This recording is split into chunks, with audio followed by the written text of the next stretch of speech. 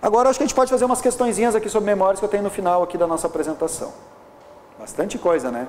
São 100 e poucas... me ajude a resolver essa questão aqui, ó. Beleza? Conseguiram ler? Chegaram uma... Bom, diz assim, analisa as afirmativas sobre hardware e periféricos. Já entendemos, então, né, a que se refere. CPU, unidade central de processamento, é o componente responsável por processar os dados em um computador. Correto? Correto. Memória principal de um computador tem a função de armazenar os dados permanentemente, mesmo após desligar o computador. Memória principal de computador tem a função de armazenar os dados permanentemente? Não. Memória principal, a RAM, que é a que ele está se referindo aqui, ela é uma memória volátil. Então, essa está errada. Os dispositivos híbridos são aqueles que permitem realizar entrada e saída de informações. São exemplos desses dispositivos modem e impressora multifuncional. Essa está correta. Memória, mas a ROM a gente não usa para armazenar dados. Então, ela já tem os dados, e só para ler, só ler aquilo que está ali. Então, não é ali, ó, como tem de armazenar dados. Aqui, quando falou em armazenar dados, já está falando em RAM.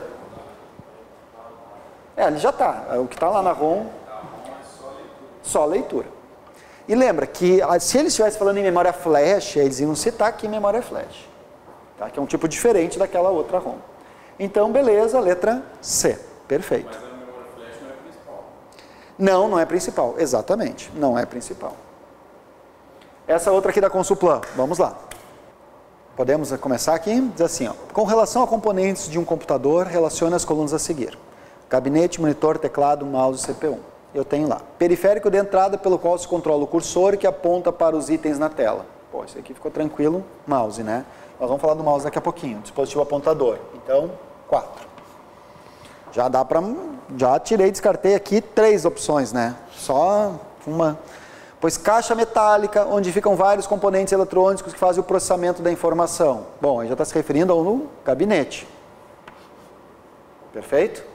Depois, já consigo matar a questão? Já poderia matar aqui. Mas vamos adiante. Periférico de saída é responsável por exibir as respostas do computador, que o computador fornece. Bom, periférico de saída desses que estão sendo exibidos aqui é o monitor, né? Então, 3. Tá certo? Desculpe, monitor não, 2. Estou indo certinho aqui, beleza. Depois, componente eletrônico interno responsável por fazer o processamento. Bom, aí é a CPU. Depois a última, periférico de entrada, constituído de um conjunto de teclas. Bom, nem vou adiante, né? Teclado. Então, matamos a questão com a letra A. Bem facilzinha essa questão. Só lembrar que esse tipo de questão é aquela questão que todos vão acertar. E que esse tipo de questão, para nós, não é muito válida. Porque a gente quer questões mais difíceis um pouco, porque a gente está fazendo o curso, quer filtrar. Certo?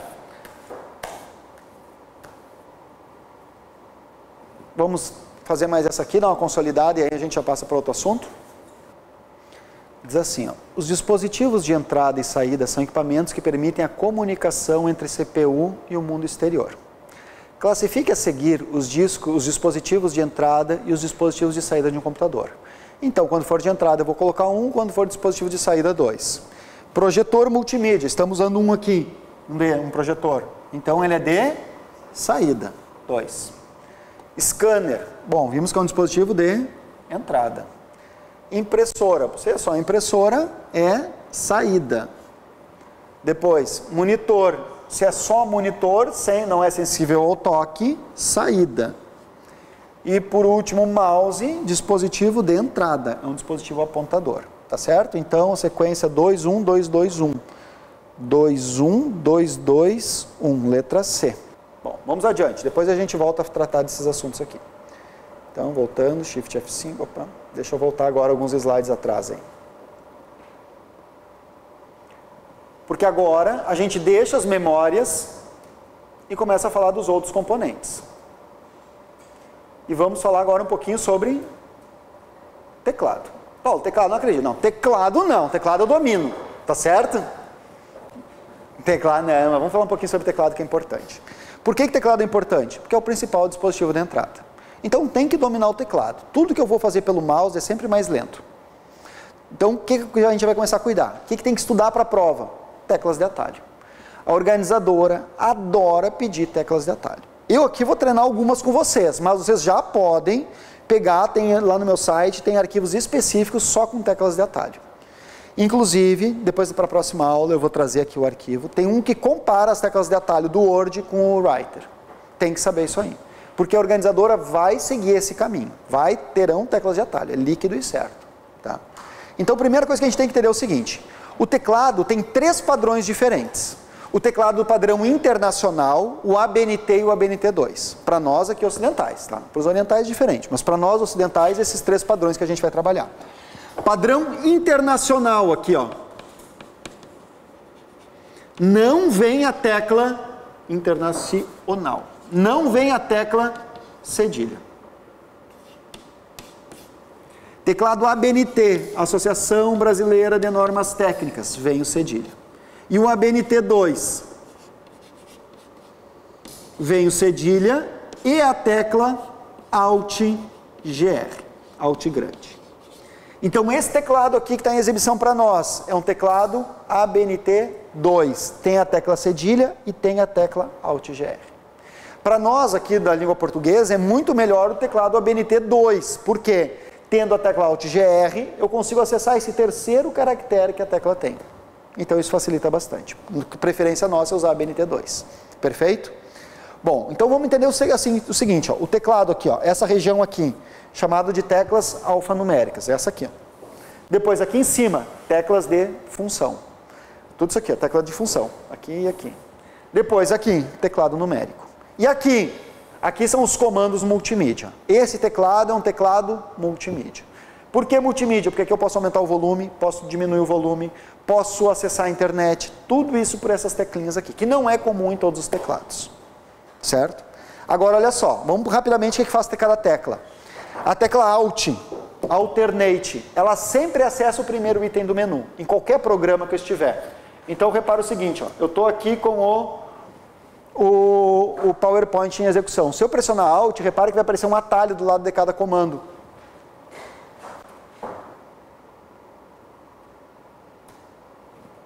Para quê? Para que agora eu só pressione a letra e já vou direto para o comando. Se eu quero ir lá para Design, G.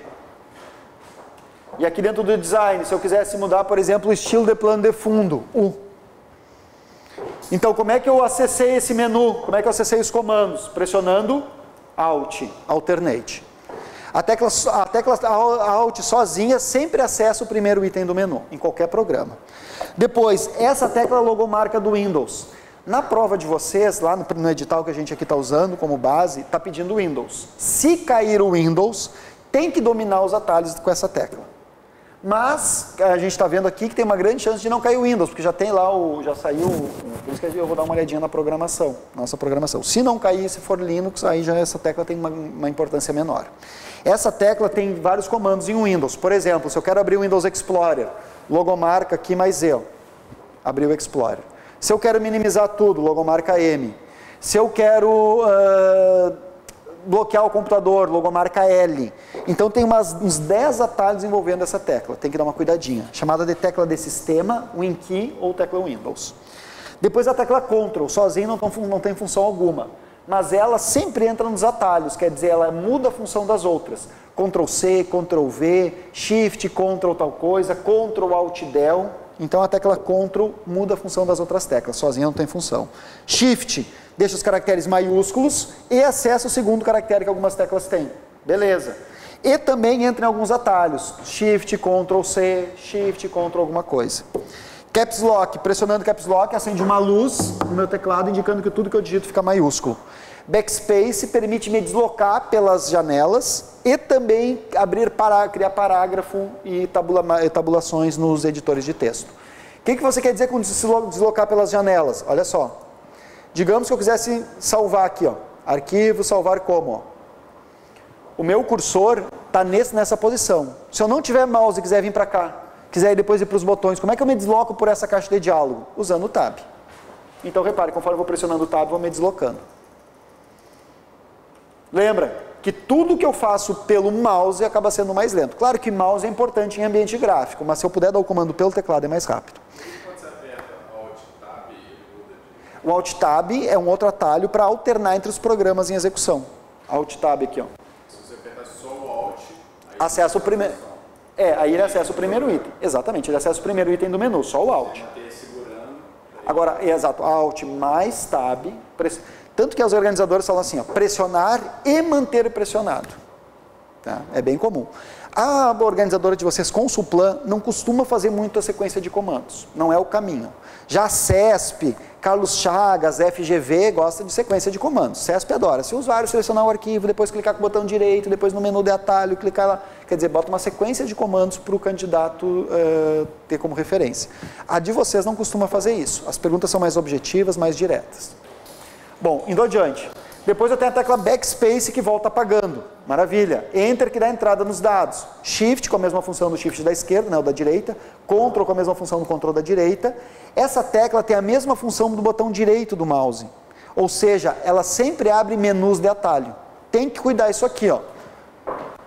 Para essa prova de vocês, acho que esse não vai ser o caminho, mas para outras provas tem que cuidar. O que é menu de atalho? Esses menus que quando eu clico com o botão direito abre.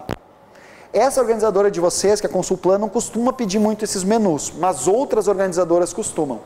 Então, eu pressionei o botão direito, mas repare que eu poderia pressionar aqui a tecla do teclado que tem a mesma função. Então, essa tecla aqui tem a mesma função do botão direito do mouse. Depois a logomarca do Windows e a tecla Alt-GR que permite acessar o terceiro caractere. Essas são as teclas alfanuméricas.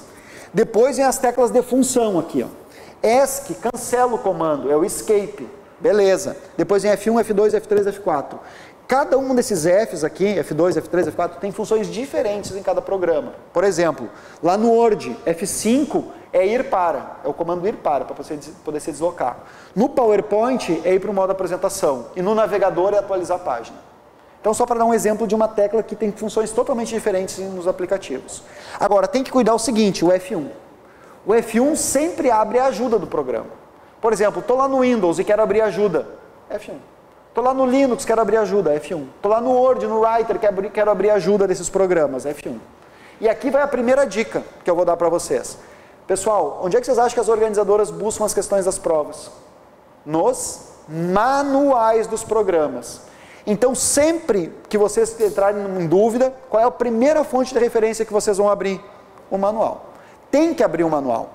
Olha bem o que eu disse lá no início. Se o professor de Direito diz assim, olha pessoal, consulta o Conselho Nacional de Justiça que saiu lá um novo artigo lá, vocês consultam ou só ficam com aquilo na cabeça que tem que consultar? Tem que consultar. Se ele diz, então o que eu estou dizendo?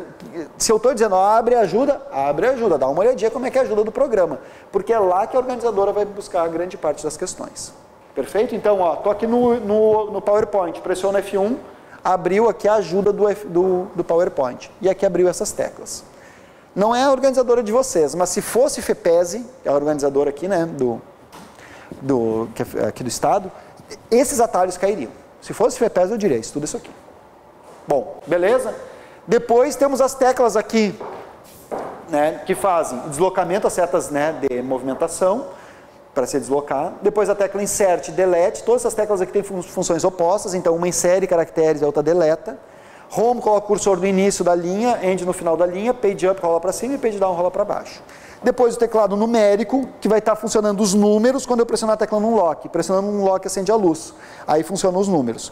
Pressiono no Lock de novo, apaga a luz e aí tem essa segunda função, as teclas aqui, ó, que são as mesmas que estão aqui. Perfeito? Então esse é o teclado. Mas lembrando que esse é um teclado ABNT2 multimídia. Bom, depois o mouse. O mouse tranquilo. Paulo, vai falar do mouse? Não, no mouse eu domino. O que você tem que cuidar? Basicamente, o mouse sempre cai para quem é destro, quem usa a mão direita. Então o botão da esquerda é o botão principal e o botão da direita é o botão auxiliar, certo? O que cai em prova depois? Como alternar entre esses botões? Isso é pedido. Agora, tem que cuidar uma coisinha. O botão principal eu uso para apontar e o botão auxiliar eu uso para quê mesmo? Abrir os menus de atalho. Aqueles menus também chamados de menu contextualizado. E a roda? Eu estou sem mouse, eu estou sem roda aqui, a rodinha, não estou sem o mouse aqui para demonstrar. Mas a roda eu dou uma sugestão para vocês. Vocês já devem ter entrado navegando na internet, né? Vocês já devem navegar na internet. Deixa eu abrir uma página qualquer aqui. Aqui o registro BR. E é muito comum na internet, a gente pede para abrir um link numa nova guia, tá certo? Já fizeram isso? Clicaram assim no link, ó, e pedindo assim, ó, abrirem uma nova guia. Em vez de fazer isso, você pode clicar direto aqui com a roda, no link. Que clicando com a roda, aquele link abre numa nova guia. Então você pode clicar com a roda.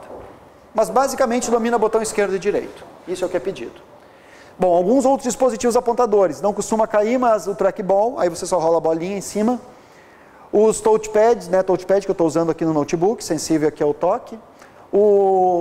As mesas digitalizadoras, que permitem então fazer desenhos e transferir o que eu faço para o computador. Os monitores touchscreen, sensíveis ao toque, presente aí nos nossos smartphones, terminais de banco, né? Muito comum você sacar dinheiro lá no caixa eletrônico ser sensível ao toque, touchscreen. Agora modem. Da onde que vem a expressão modem?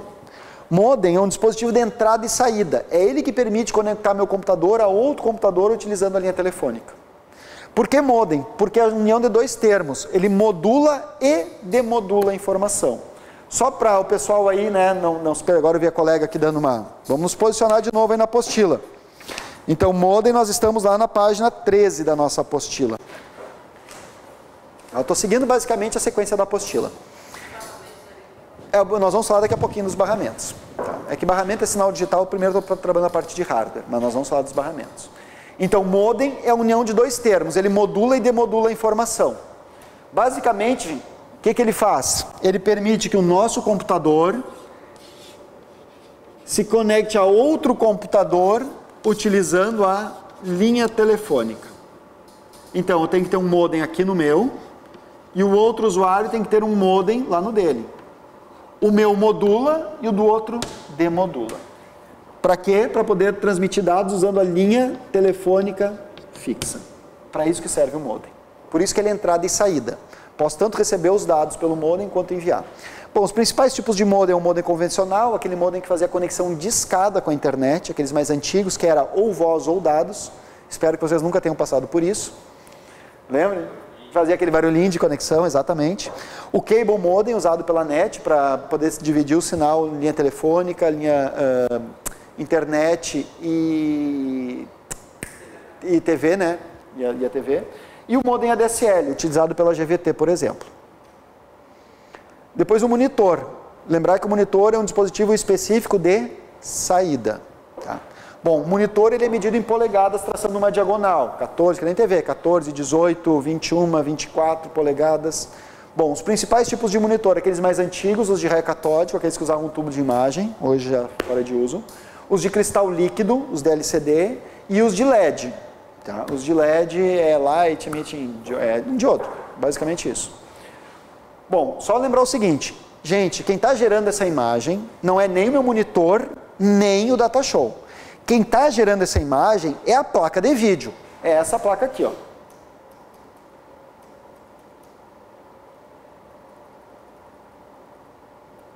Até nem coloquei aqui a placa de vídeo. Ah, faltou colocar a placa de vídeo, desculpe. Ah, faltou. Bom, é a placa de vídeo que gera a imagem. O monitor só exibe o sinal que a placa envia. O processamento não é feito pelo monitor. O processamento dessa imagem não está sendo feito pelo datashow. Está sendo feito por uma placa de vídeo. Infelizmente eu esqueci de colocar essa imagem aqui para vocês. Mas vocês têm na apostila, na página, indo adiante, monitor, página 17, vocês têm essa imagem lá na página 18 da apostila, a placa de vídeo. É essa placa de vídeo, então, que vocês têm na apostila, que faz o processamento da imagem. Perfeito? E o monitor só exibe o sinal da imagem. Só exibe o sinal que vem da placa. Só uma questãozinha aqui, ó. Os monitores têm de dois tipos, tá? Esses monitores de LCD hoje estão vindo de LED e LCD. Matriz ativa e matriz passiva. Matriz ativa é aquela matriz que você só enxerga a imagem quando está bem na frente do monitor. Se você ficar um pouquinho de lado, já não pega mais. E a matriz passiva é aquela que você pode ficar de lado, até quase que paralelo ao monitor e mesmo assim consegue ver a imagem. Quando é que se usa uma e quando é que se usa outra? Bom, quando eu quero privacidade, eu uso matriz ativa. Ou seja, no caixa eletrônico, só pode enxergar a imagem aquele usuário que está de frente. Se tiver algum meio de lado, assim, tentando pegar o que eu estou digitando, já não pega. Então é muito utilizado para quando eu quero privacidade, para só enxergar a imagem quem está de frente. E a matriz passiva? Bom, notebook é mais comum, quer dizer, mesmo que você esteja meio de lado e tal, você consegue ver a imagem. Bom, lembrar então que os monitores são divididos em tamanho medido em polegadas e que a imagem aqui ela é formada por pixels. Vocês, o pessoal que está um pouquinho mais distante aqui talvez não enxergue, mas quem está mais perto consegue ver os pequenos quadradinhos que formam a nossa imagem. Cada um desses quadradinhos, como eu estou de perto aqui eu consigo ver os quadradinhos, cada um desses quadradinhos é um pixel. Quanto mais pixels, quanto mais pontos tiver a imagem, melhor a qualidade. Por exemplo, quero comprar uma câmera digital de 5 megapixels ou uma câmera digital de 16 megapixels. 5 mega ou 16 megapixels? 16 mega, por quê?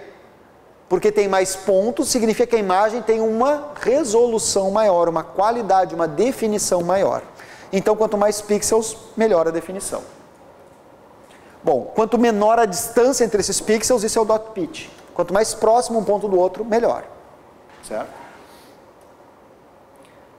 Bom, aí classifica quanto se é colorido ou não. Tem mais algumas classificações aqui que para nós, nesse momento, não nos interessa muito. E agora as impressoras. Impressora é um dispositivo específico de saída. O que tem que lembrar? Paulo, mas eu tenho impressora e scanner no mesmo equipamento, é multifuncional. Bom, aí é misto, ficou bem claro isso. E como é que a gente mede a qualidade da impressora? Bom, a qualidade é pontos que ela consegue pôr por polegada. Quanto mais pontos por polegada, ou seja, quanto mais DPIs, melhor. Certo? E quais são os principais tipos de impressora? As matriciais, jato de tinta, laser, plotter e jato de cera. Então, vamos falar um pouquinho delas aqui. Ó. Matricial é aquela barulhinha? Isso, matricial são essas impressoras, né, que tem uma matriz de agulhas aqui, ó. É um carrinho com agulhas que fica correndo numa fita e fica martelando sobre o papel. Por isso que ela faz barulho, ela é a mais lenta de todas, a que tem a qualidade mais baixa, mas ela é a mais barata para imprimir. O custo da impressão é mais barato. Essas impressoras, por incrível que pareça, muitos podem achar que isso aqui já saiu do mercado, mas não. Essas impressoras ainda estão no mercado e algumas delas custam mais do que as impressoras de jato de tinta. Essas impressoras são impressoras que não se acabam. Ela é a vida inteira. Eu tenho uma lá que, olha, acho que tem uns 20 anos e ela funciona. Pô, exatamente, tem uma Epson, são 24 agulhas. E onde é que essas impressoras são usadas? E por escritórios de contabilidade, onde tem que imprimir aqueles formulários contínuos, né? Aqueles formulários tem aquela remanilha do lado, né? Remanilha é aquela partezinha do papel que você destaca, né? Tem a folha assim, ó, e aí do lado fica uma faixa aqui com umas bolinhas. Isso é a remanilha, onde puxa o papel.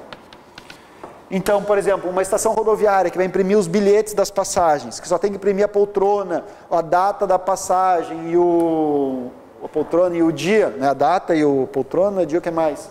E o destino, é o horário. Então, aí usam essas impressoras, porque o custo é mais barato. Além disso, ela faz o papel carbonado, porque ela é a única que martela sobre o papel. Então, essa impressora é bastante utilizada. Só que a qualidade é mais baixa. Depois, a impressora jato de tinta, né? As DeskJet. Bom, as jato de tinta têm vantagens que são silenciosas, mais rápidas que as matriciais, coloridas. Só que tem um detalhe, o problema aqui é o custo da impressão que já sobe. Né? A tinta a gente sabe que é mais cara. Então essas impressoras são mais usadas no meio doméstico. Empresas não costumam usar muito, a não ser para imprimir determinados trabalhos. Então o que acontece? Aqui normalmente nas jatos de tinta são 2 cartuchos, um com as cores, ciano, magenta e amarelo, e um outro cartucho com a cor preta. Por isso que esse processo da impressão é chamado de CMYK, ciano, magenta e amarelo e o preto puro. Normalmente são 2 cartuchos. Aí quando você quer imprimir em preto puro, você avisa lá o sistema e ele imprime só usando esse cartucho. Ou quando quer imprimir colorido, através dessas 3 cores primárias, ele compõe todas as outras. Bom, essas impressoras aí, o problema delas, como eu disse, é o custo da impressão, que é meio alto. Depois a impressora laser, já é outro processo a laser. A laser já não usa tinta, usa um toner, que é pó. É um pó que gruda no papel.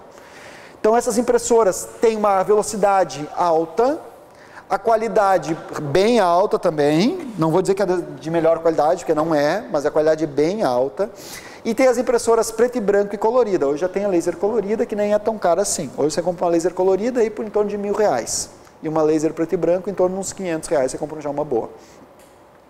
Bom, qual é a grande questão aqui, né, da impressora laser? Como eu disse para vocês, é um toner então, né, um cartucho com pó, que pode ser recondicionado, pode ser recarregado. Depois as impressoras, o traçador gráfico, o plotter, são essas impressoras de grande porte, para grandes documentos, papéis de grande largura. Até 1,97 m ela imprime. Ela nada mais é do que uma impressora jato de tinta, que imprime até 1,97 m e aqui tem uma bobina de papel.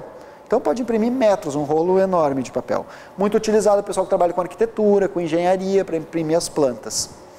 E a impressora sublimação, né, eu acho que eu nem cheguei a colocar aqui as de sublimação, mas as impressoras de sublimação são aquelas que utilizam, eu coloquei só, citei, mas eu vou agora dar uma explicaçãozinha. As jato de cera ou sublimação utilizam um cartucho de cera, é cera, é duro mesmo, uma cera, que ela é de qualidade mais alta que tem, ela que faz aquela impressão fotográfica.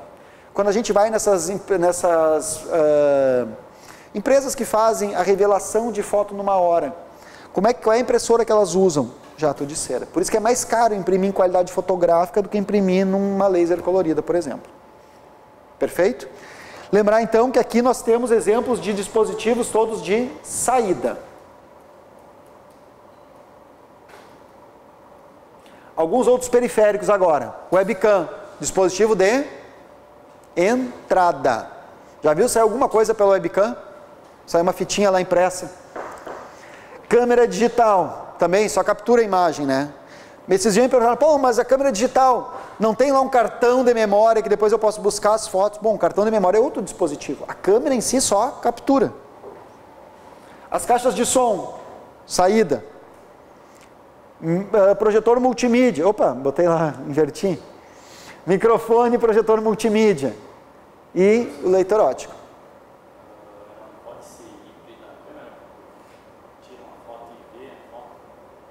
Mas aí já é um monitor, aí já é outra função.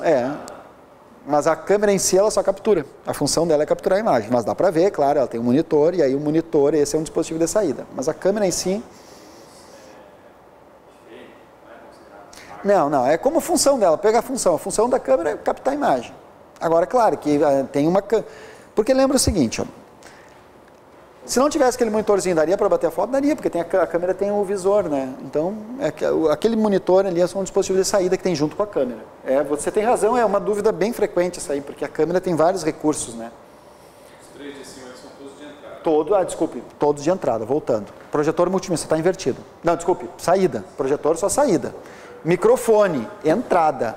E leitores óticos que permitem ler código de barra, entrada. Tá? Desculpe, aqui não passei batido. Depois, outros periféricos, os sensores de presença, dispositivo de entrada, leitoras de cartão magnético, entrada, leitor biométrico, como eu citei antes, né? Captura lá, hoje em dia, como é que é feita a identificação do funcionário? Pela digital, né?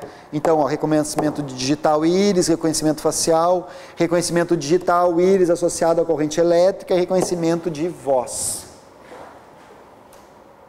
Ok? Então, com isso, a gente viu a parte do hardware, parte física do computador. Esse é o primeiro item do nosso edital.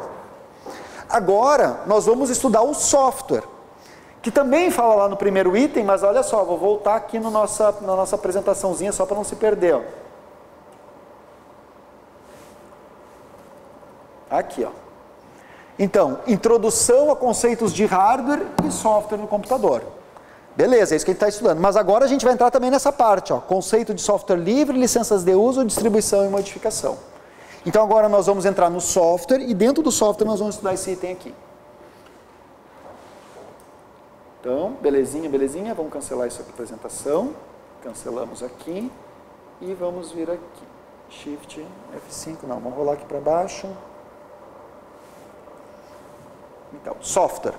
Bom, software é o termo que vai designar a parte lógica. Software é tudo aquilo que eu não consigo tocar.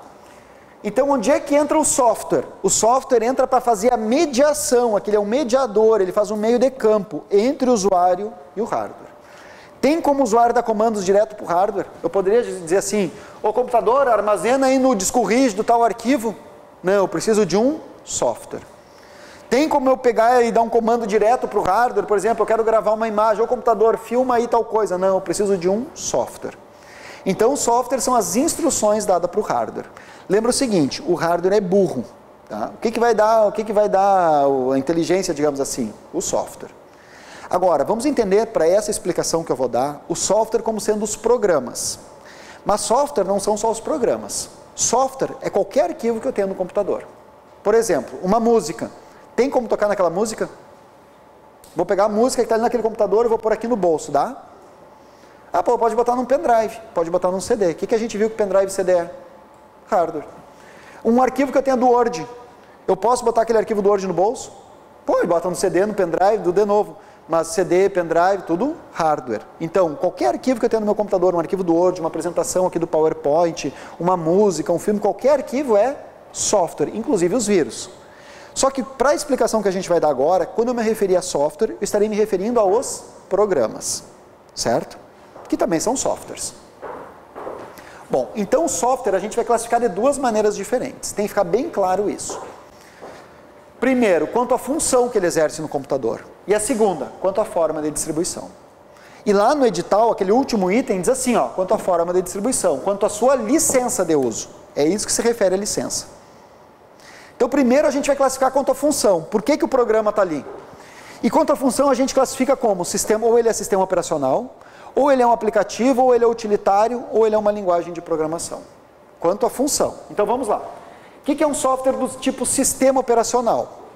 Sistema operacional são aqueles softwares que têm essas três funções aqui. Ó. São aqueles softwares que gerenciam todo o hardware do computador.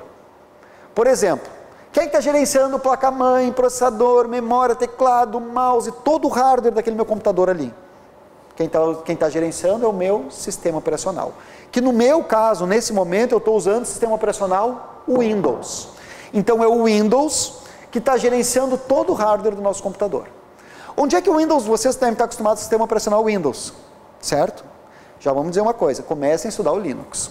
Super importante estudar Linux, que tem a tendência da prova é cair o Linux, certo? Tanto que para a próxima semana, talvez a gente já tenha mudança naquela programação ali que eu fiz para vocês. Talvez a gente não estude o Windows, talvez a gente já caia direto no Linux.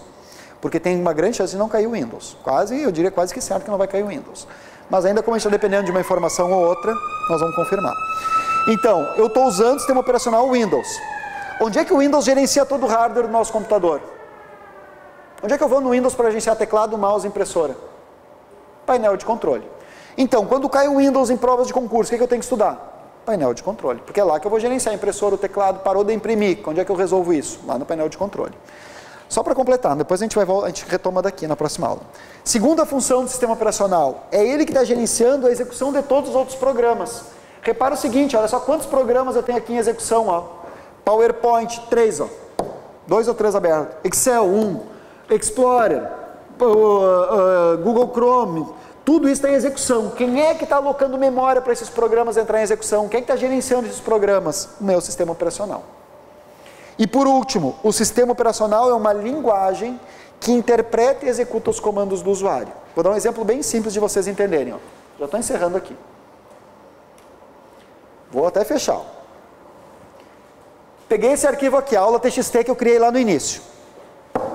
Se eu quero copiar esse arquivo no Windows, qual é o atalho de tecla que eu uso? Ctrl C. Beleza. Pressionei Ctrl C. Quem é que interpretou esse Ctrl C? Sistema operacional. Mas e por que copiar é Ctrl C? Porque foi o Windows que determinou isso. Essa é a linguagem Windows. Copiar, Ctrl C. Colar, Ctrl V. O Windows tem a interface, a maneira de dar comandos, uma interface gráfica. O que é interface gráfica? Quando tudo é representado por ícones. Mas só existe a interface gráfica? Não. Existe essa outra interface que eu vou abrir aqui, ó, modo comando. Essa telinha preta. E se cair Linux, e é a grande chance que vai cair, podem cair os comandos que a gente tem que dar aqui dentro. Por isso que lá na apostila do Linux de vocês, na última página da apostila, tem uma série de comandos em Linux. Perfeito? Então por hoje eu agradeço, muito obrigado. Também para o pessoal que está em casa nos assistindo, me coloco à disposição para vocês mandarem e-mail com as dúvidas. Tenho certeza que gerou dúvidas, isso é bom, porque estimulou aí, né, nos envolver. Então mandem as dúvidas. As questões, está com dúvida? Me manda a questão. Paulo, estou com dúvida nessa questão aqui, por que teve essa alternativa e não tal? Certo? Oi? Os exercícios estão no final da apostila, página 220. 220. Começa lá na 200 e... Não, na 200. Ixi, tem um monte. 190 e pouco já começa. Vão fazendo.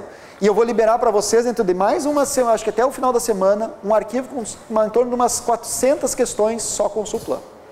Só com o Suplan, desde 2011. Desde 2011 eu peguei e estou fazendo todo um pupurri lá de questões só com o Suplan. Ok? Agradeço para vocês, agradeço o pessoal que está em casa.